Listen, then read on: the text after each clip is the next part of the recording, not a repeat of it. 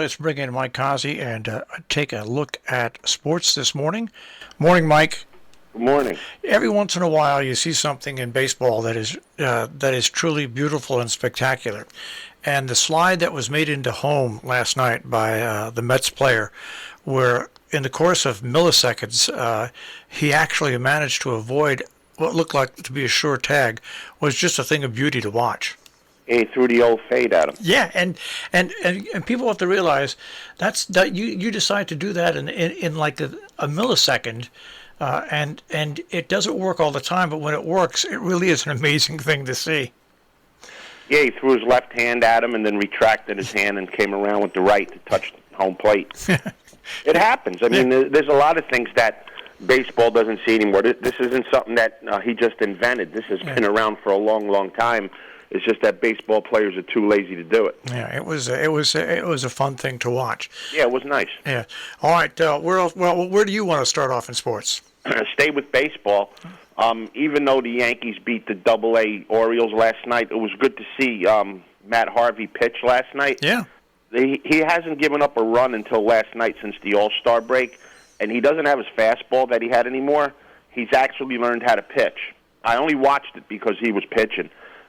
He mixes up his pitches. He hits location. He makes the ball move, and he does what pitchers don't do anymore. He sets them out for his out pitch. Like he threw an up and in fastball to Stanton, and then pitching 101 up and in. Next is down and away. He went down and away with a breaking ball, made Stanton look stupid with it. He did that real good for, I think, 3 or 4 innings, and then I don't know if something happened to him or he got tired and he got hit a little bit, and then once Harvey came out, the wheels fell off the bus for the Orioles. But it was real good to see somebody pitching the way pitching is supposed to be done, and I'm glad it's Harvey because he's been through a lot.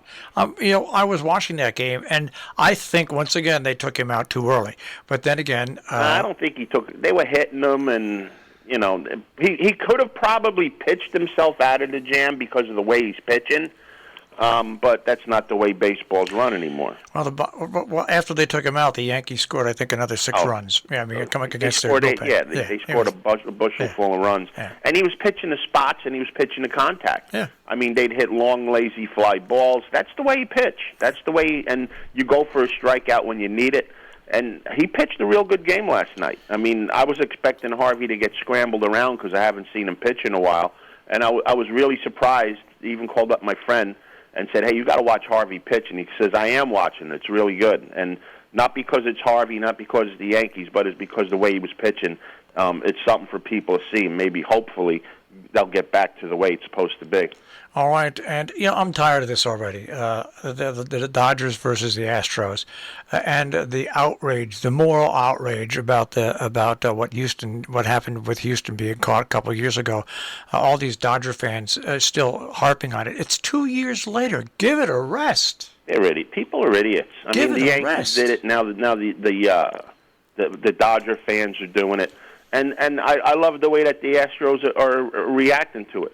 All they're doing is beating them. Yeah. That's all. They just go out and beat everybody. The Astros have one of the best records, if not the best record in baseball.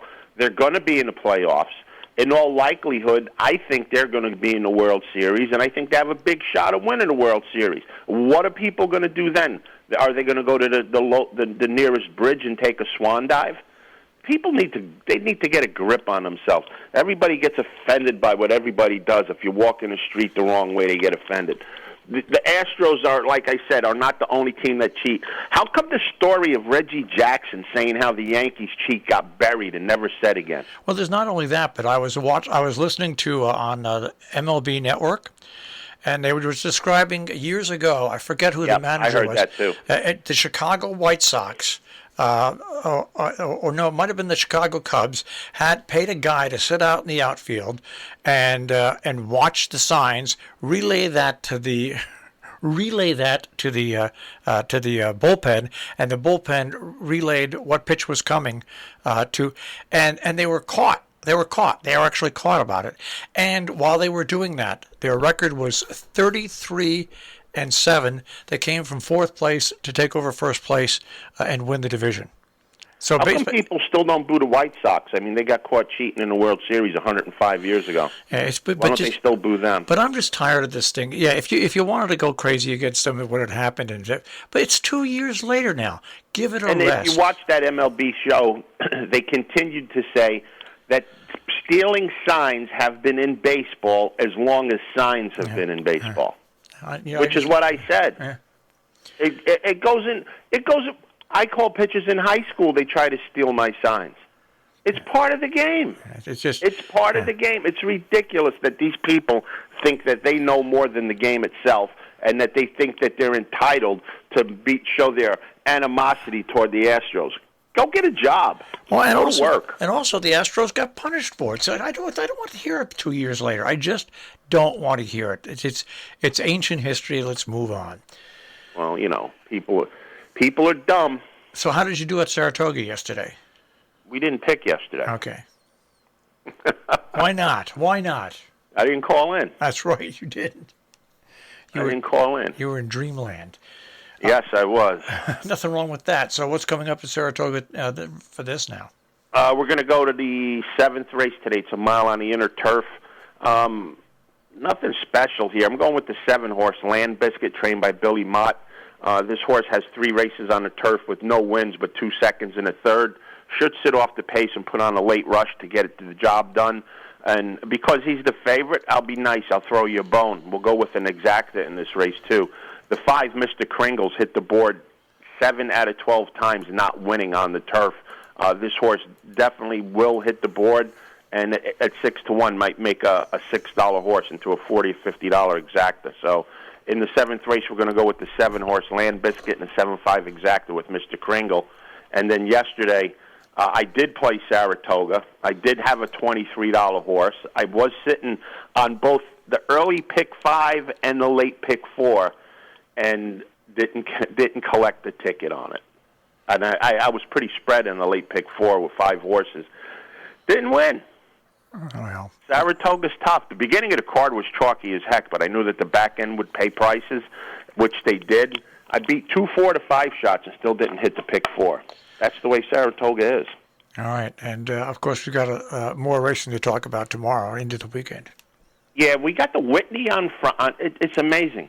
The Whitney's on Saturday. There's 5 horses in it, and they're talking about this horse, Nick's Go.